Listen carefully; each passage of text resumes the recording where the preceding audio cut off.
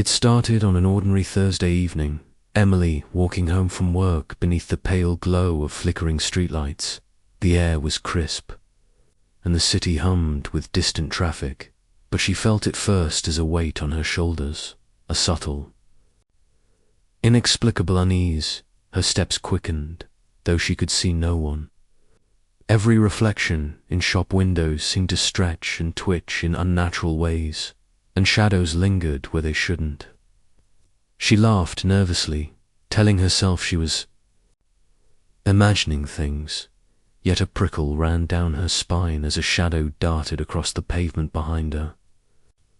Always just at the edge of her vision, not a person, not a cat, but a darkness that moved with intent. Emily dared a glance over her shoulder, but the street was empty. Still, the feeling of being watched pressed down on her, relentless and cold. By the time she reached her apartment building, Emily's heart was racing.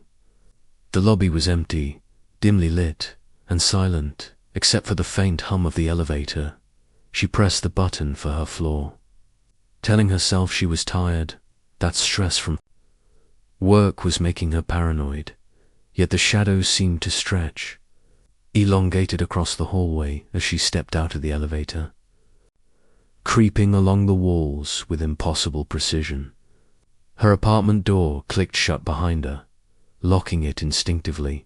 She turned, scanning the room, and froze, for in the corner, where darkness pooled unnaturally, the shadow lingered, not cast by any object, but moving as if alive. Emily's breath caught in her throat, and she backed toward her sofa, the weight of eyes on her pressing like ice. She whispered into the emptiness, "Who's there?" But no answer came. Only silence that swallowed the room whole.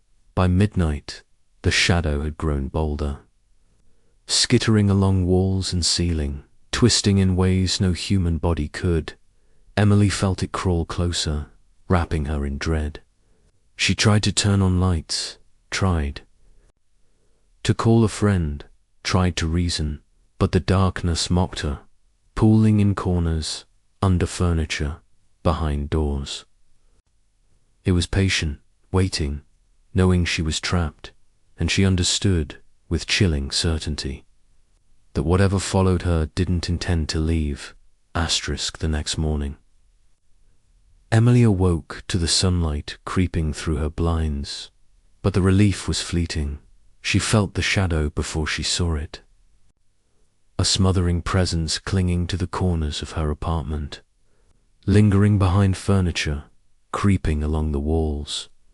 She tried to convince herself it had been a nightmare, yet every shadow in the room quivered unnaturally, as if it were breathing. At work, the normal hum of her office felt oppressive, fluorescent lights flickering as if warning her. Emily caught herself glancing at reflections in windows and computer screens, half expecting to see a dark silhouette following her. But the corridor remained empty, her co-workers oblivious to her terror. She whispered to herself, "It's just stress, though deep down she knew it was more. That night, the shadow grew stronger, darker, no longer confined to corners. It slithered along the ceiling like a living creature, stretching and recoiling, its movements deliberate, precise. Emily tried turning on every light, lamps, overhead, even the television, but the shadow seemed indifferent, shifting to avoid illumination, hiding in the spots where darkness remained. She tried to leave, thinking a night away might break the haunting, but as she stepped outside, the world had changed. Streets looked distorted, elongated, the city itself bending under the shadow's presence. It followed her everywhere, a constant pressure at the edge of her vision, swallowing her reflection in windows, and when she dared look back, the darkness grinned, an implausible, hollow shape. By dawn, Emily was unraveling, pacing, clutching her head, praying it would vanish.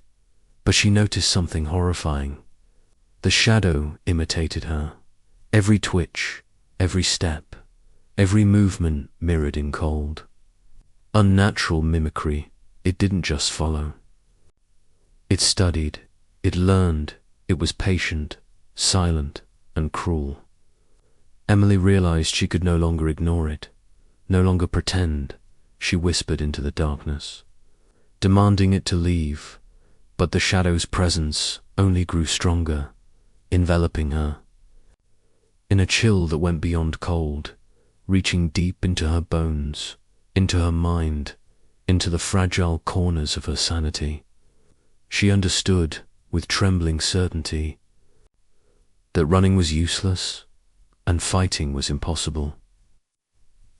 Emily began researching obsessively, poring over ancient texts, urban legends, and forums. Anything that hinted at sentient shadows. Most claimed shadows were harmless. Folklore meant to scare children, but a few whispered of something older. A darkness that clung to fear, feeding on life. She clung to those whispers like lifelines. Desperate for guidance, at home, the shadow became invasive, no longer confined to edges or walls. It crept over her body at night, smothering, stretching impossibly, whispering with voices she couldn't hear clearly. Just enough to unsettle. Emily's friends noticed the change, her gaunt face, trembling hands, distant eyes. But when she tried to explain, the shadow distorted her words, made her seem hysterical, unreal. She tried rituals, prayers, light, mirrors. All attempts to banish it failed. The shadow laughed at her efforts. If it could, a shifting darkness that mocked her struggle. Emily noticed patterns, though, minor movements.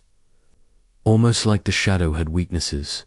Certain rooms, reflective surfaces. Even sunlight weakened it briefly, yet never destroyed it. One evening, in a desperate gamble, Emily confronted it in her apartment, yelling at the darkness, "Leave me alone, or I will destroy you."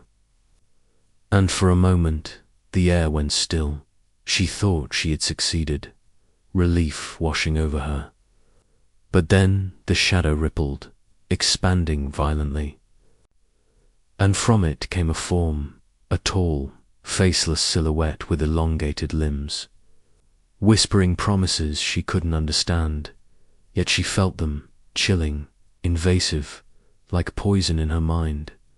Emily ran, fled to the streets, but the city itself seemed complicit, shadows stretching unnaturally, streetlights dimming as she passed, every reflective surface showing her not herself, but the faceless figure behind her.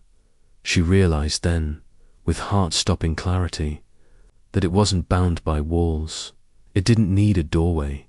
It had no limits, and it had chosen her. Desperation took hold.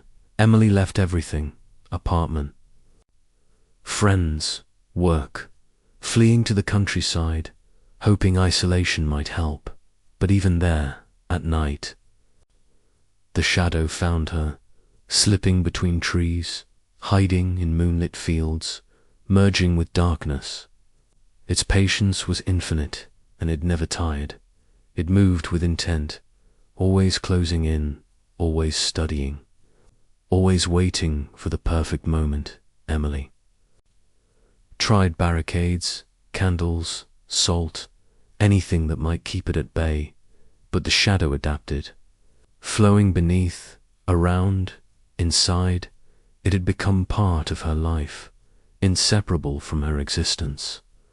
Her every waking moment invaded, her sleep was punctuated with whispers and crawling sensations, shapes pressing against her skin, twisting her dreams into nightmares.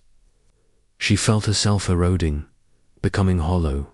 One night, in exhaustion, She stared into a mirror, the reflection shifting.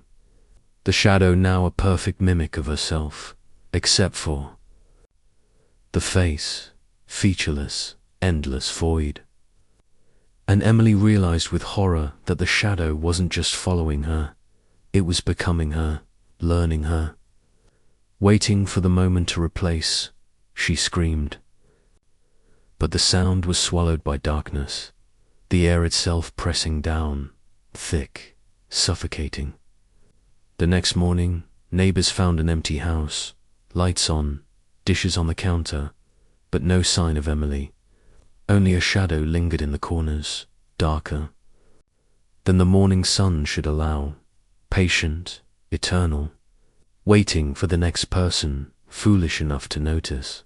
And somewhere, beyond sight, Emily's voice whispered, faintly, merging with the darkness, a warning or a lure, no one could tell. The shadow waits still, following, studying, never resting, and it has learned that fear is the strongest leash. Those who see it rarely survive long, because once it chooses you, there is no escape. And the line between yourself and the darkness becomes impossible to tell. If you want, I can also create a single chilling thumbnail or image prompt for this story to match your YouTube voiceover aesthetic, fully capturing the shadow horror vibe. Do you want me to do that?